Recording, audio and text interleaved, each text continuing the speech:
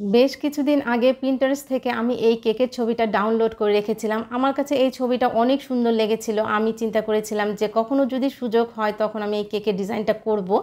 এই কেকটা তৈরি করছি আমি আমার ফ্রেন্ডের জন্য। তার বাসায় যাব বলে গত সপ্তাহে তার বার্থডে ছিল, কিন্তু তখন আর যাওয়া হয়নি। আগে যখন আমরা ইউনিভার্সিটিতে পড়তাম তখন যে বার্থডেগুলো হতো খুবই সাদামাটা ছিল, কিন্তু অনেক আনন্দ ছিল। কিন্তু এখন তার সুযোগ হয় না, এখন ফোনে বা মেসেঞ্জারে আমরা তাদেরকে উইশ করে থাকি বার্থডেগুলোতে।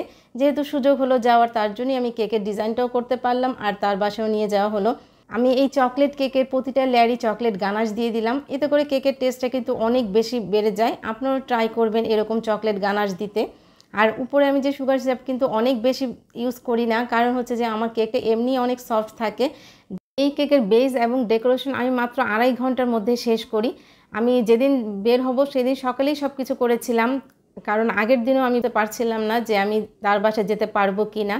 আগে যেরকম একটা হলিডে থাকতো, এখন কিন্তু আমার কাছে কোনো হলিডে বলে কিছু থাকে না। কারণ হচ্ছে কি যে বাচ্চাদের হয়তো কোচিং থাকে বা টিচার আসে, এক্সাম থাকে, এমন হয়তো দেখা যায় যে আমার কেকের অর্ডার থাকে। সব মিলিয়ে দেখা যায় এখন 7 দিনই কোনো না কোনো কারণে ব্যস্ত থাকতে হয়। যেহেতু আমার মনে হলো যে সকালবেলায় ডিসিশন হলো যে না আমি যেতে পারবো, তখনই আমি কেকের বেসটা এবং কেকটা ডেকোরেশন করে থাকি। আর এই কেকটা আমি সম্পূর্ণ ফিনিশিং এনে নর্মাল ফ্রিজে রেখে দিয়েছিলাম 30 মিনিটের জন্য। চকলেট টপারগুলো কিভাবে তৈরি করতে হয় তার একটা ভিডিও আমার চ্যানেলে আছে। এছাড়া আমি লাইভেও দেখিয়েছি যে আপনি কিভাবে চকলেট টপার তৈরি করলে একটা টপারও ভাঙবে না, কিভাবে এগুলোকে স্টোর করা যায়, A to Z আমি সেখানে দেখিয়েছি। আপনারা যারা টপার তৈরি করতে পারেন না, কেউ চকলেট মেল্ট করতে পারেন না, তারা ইচ্ছে করলে আমার সেই ভিডিওটা দেখতে পারেন, এবং সেটা দেখলে যারা পারেন না তাদের অনেক উপকারে আসবে। আমি ছোটোখাটো অনেক টিপস আপনাদের সাথে শেয়ার করেছি।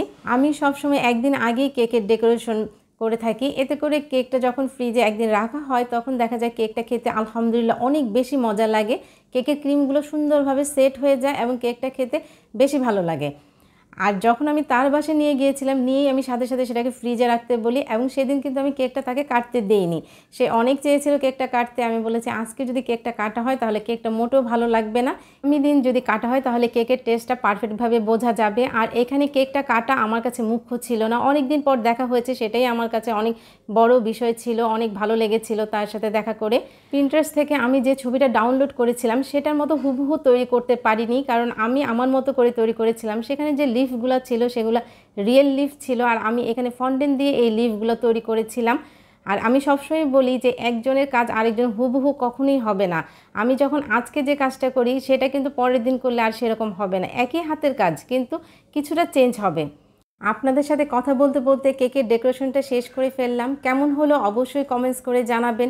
সবাই আমার এই পেজটাকে ফলো করবেন, লাইক দিয়ে আমার পাশে থাকবেন। আল্লাহ হাফেজ।